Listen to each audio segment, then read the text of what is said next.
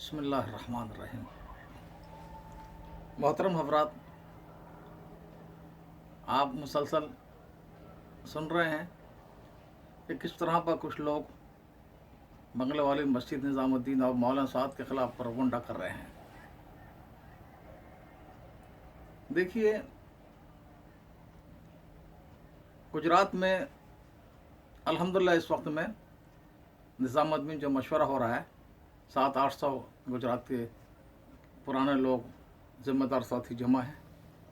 اس طرح پورے ملک کے ہر صوبے کے، ایسا کبھی میں نے نہیں دیکھا تھا، برسوں سے نہیں دیکھا تھا کہ ہر صوبے والے 200-300 جماعتیں لے کر آئے ہیں، بنی ہوئی جماعتیں، مخلوط جماعتیں، چلے کی، 3 چلے کی، فورن کی اور بیرون ملک اور اندرون ملک کی۔ منی پور جیسا چھوٹا، جس کا نام بھی آپ نے نہیں سنا، وہاں پر یعنی میرا خیال ہے 100 کے قریب جماعتیں وہ بنا کر لائے۔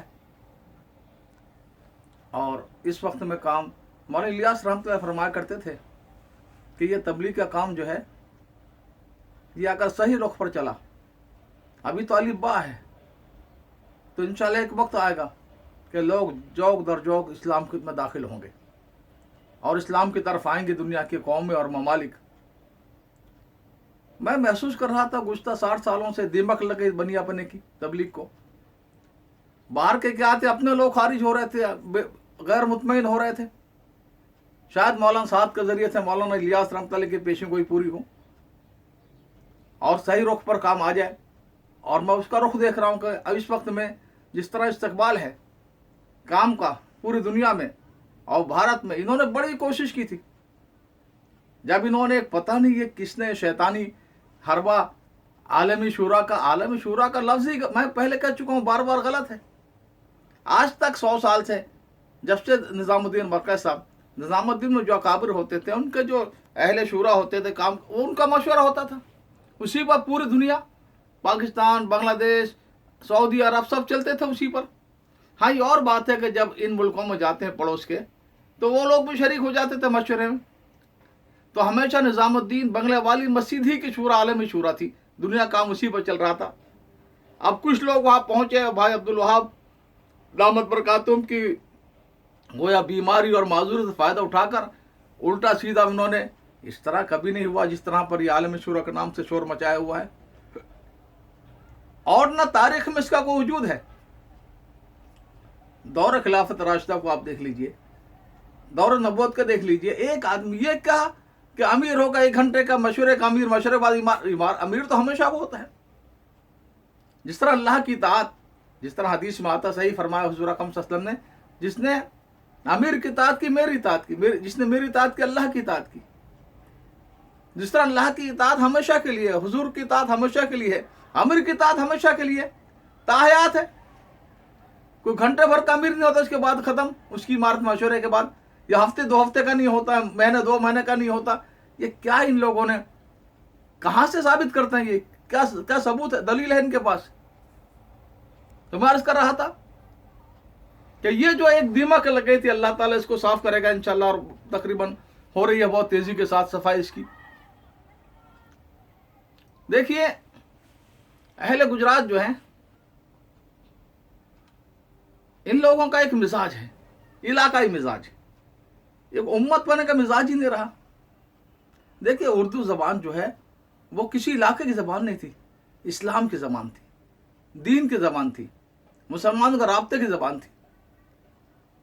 جو لوگ اردو سے واقف نہیں ہوں گے، آہستہ آہستہ اسلام سے کٹ جائیں گے۔ اس لیے ہمارا جو علاقہ مہاراشٹر ہے، میرا صوبہ، اگرچہ میڈیم اردو سے ہے، پوری تعلیم پرائمری سے لے کر کالج تک، یونیورسٹی تک موجود ہے، پھر بھی میں یہ کہتا ہوں کہ اپنی بچوں کو اردو میڈیم سے کرواؤ، انگلش میڈیم سے نہیں۔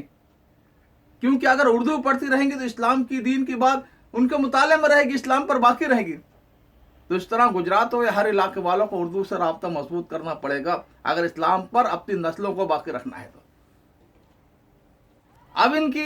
اب دیکھیے، میں جب غور کرتا ہوں تاریخ پر، جس طرح میں نے پہلے عرض کیا، اللہ تعالیٰ نے جو بگاڑ آ گیا تھا یہ مغل دور میں، ساری ان کی خواتین شیعہ تھی، نور جہاں جہانگیر کی ہو یا शाहजहां की बीवी मुमताज़ महल हो, जो औरंगजेब और आलमगीर रहमतुल्लाह की वालिदा थी, या शुरू से आखिर दौर में तो बहुत ही गलबा हो गया था। तो इसकी वजह से वो शिरक और बिदअत और इसकी वजह से हर तरह की खराफात अल्लाह ताला ने दोबारा नशत सानिया का इंतजाम किया शाहरुल्लाह मुहद्दिस दहलवी रहमतुल्लाह जरिए से। फिर उनकी अमली शक्ल जो सामने है, सैयद अहमद शहीद, पूरे हिंदुस्तान में आप देखो, बंगाल इतना दूर का इलाका है, वहां पर एक तहरीक चली थी अंग्रेज के दौर में, फराजी तहरीक, हाजी शरीयतुल्लाह। ये वही दौर है हज, उनके हज का, जो सैयद अहमद शहीद रहमतुल्लाह हज में गए थे। फराजी तहरीक के माना नमाज, रोजा, ज़कात, हज और शिरक और बिदात से नफरत, और जितनी चीजें एक अशखुद खुदरा और खास की तरह पर रसूम आ गए थे, उस तमाम से बड़ा काम इसने किया और माशी तौर पर मुसलमानों को संभाला। क्योंकि अंग्रेज ने ऊंची जात के हिंदू जो ब्राह्मण और बनिया जो हैं, इनके जरिए से मुसलमानों को गुलाम बना लिया था। मुसलमान काश्तकार और मजदूर थे और ये जमींदार और मालिक थे जमीनों के। तो इस तहरीक के जरिए से मुसलमानों में बेदारी पैदा हुई और माशी हालत इनके दुरुस्त हुई। उसके बाद एक और तीतू मियाँ, नाम तो निसार अली था उनका, वो भी जब उन्हीं जमाने में हज में गए, 5-6 साल से छोटे थे सैयद साहब से, सैयद अहमद शहीद रहमतुल्लाह से, तो वहां पर मक्का मुकरमा में बैत हुए और एक जज्बा ताज़ा लेकर आए। इन्होंने इसी तरह दोबारा एक तहरीक शुरू की, इस्लाम की तरफ वापसी की और शिरक और बिदात का रद्द करने की और कुरान और सुन्नत पर चलने की। एक बहुत बड़ा काम है। तो जो तहरीक सैयद अहमद शहीद रहमतुल्लाह है, जिसमें बालाकोट में जो 1831 में जो सारे शहीद हो गए, बड़ा तबका, उसमें हजारों बंगाली शरीक हुए और बहुत सौ की उनको शहादत मिली। लेकिन वहां गुजरात का कोई आदमी आपको नहीं मिलेगा उस तहरीक में। इनका जो मिजाज है दावत और जिहाद वाला, दावत उनका पीरों वाला मिजाज है, पीर परस्ती का। कभी भी सही लोगों को इन्होंने साथ नहीं दिया। जिस तरह सैयद अहमद शहीद की तहरीक है, उसमें कोई गुजराती आपको नहीं मिलेगा। फिर हमारे शेखुल हिंद की तहरीक ले लीजिए, ये भी एक आलमी अंदाज में थी।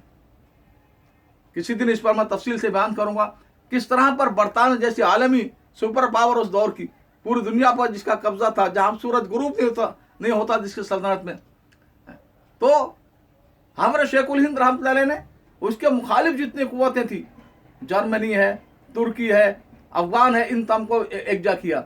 और रेशम रुमाल की तहरीक कभी तफसील में अर्ज करूंगा, उसमें कोई गुजराती आपको नहीं मिलेगा। हजारों आदमी शरीक थे हर इलाके के, यानी सरहद के इलाके के तो थे ही, पंजाब के थे, यूपी बिहार के थे, बंगाल के थे, हर जगह के थे। तो किसी ऐसी चीज में आपको इनको नहीं मिलेंगे, ये नहीं मिलेंगे।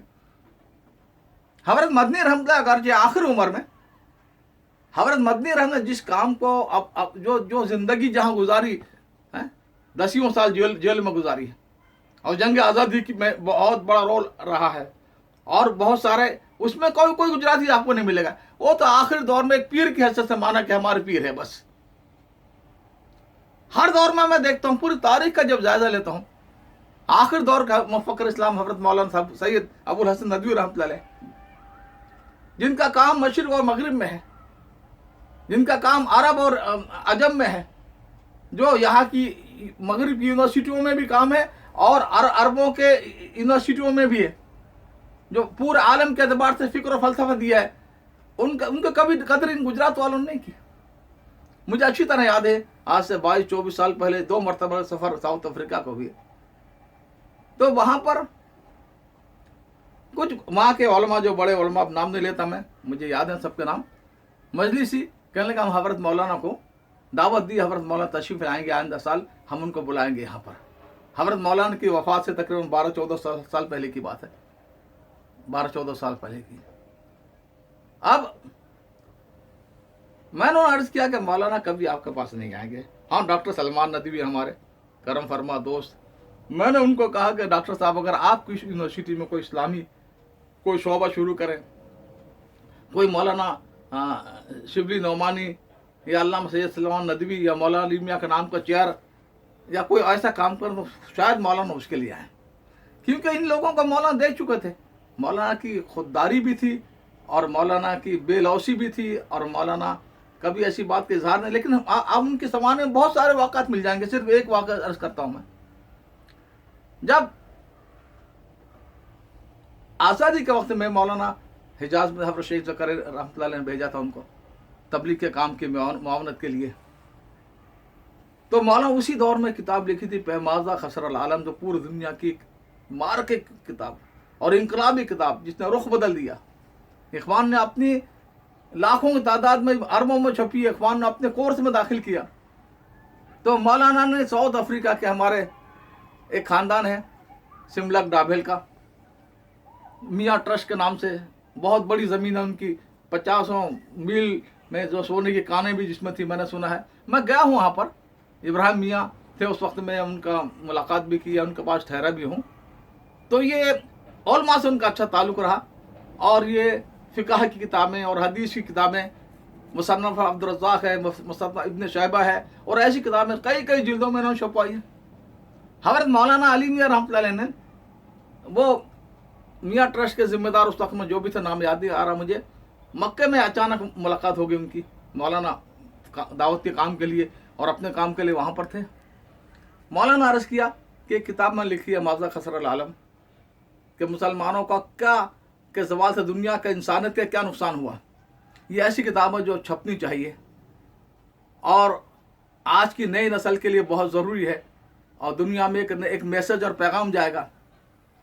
तो मौलाना की बात सुनकर इन्होंने जेब से 100 रियाल मौलाना को, मौलाना जब उसके बाद मौलाना क्या कहते, मौलाना हरम में जान लेकर तो किसी साइल के फ़कीर के इसमें डाल दिए 100 रियाल, और बैतुल्लाह पर जाकर राहत के अल्लाह मखलूक के सामने कभी हाजत का इजहार नहीं करूँगा। खैर बाद में छपी और सारी ज़बानों में छपी, बहुत कुछ हुआ, लेकिन इनका रवैया ये था कि 100 रियाल बजाय इसके कि जिस तरह तो 5-5, 6-6 जिल्दों में तुम किताबें हदीस और फ़िक़ह की छाप रहे थे, इसको छापते।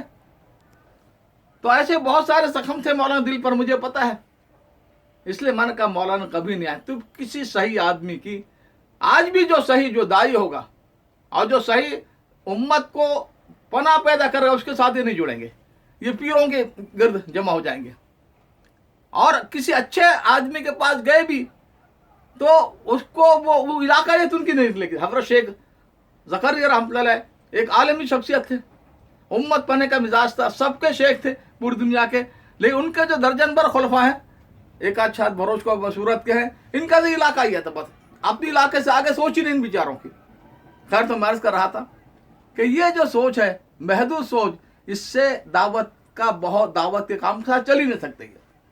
आप फिर उन्होंने वही किया कि माल के बलबूते भाई जो असल इलाका था, शेख अब्दुल हक रहमतुल्लाह अलैह मुहद्दिस दहलवी, शाहरुल्लाह, हज़रत मुजद्दिद अलस्तानी, ये दहली, उसका अतराफ, ये दुआबा, ये इलाका, यहीं से हमेशा काम हुआ है, यहीं से काम दुनिया में गया है।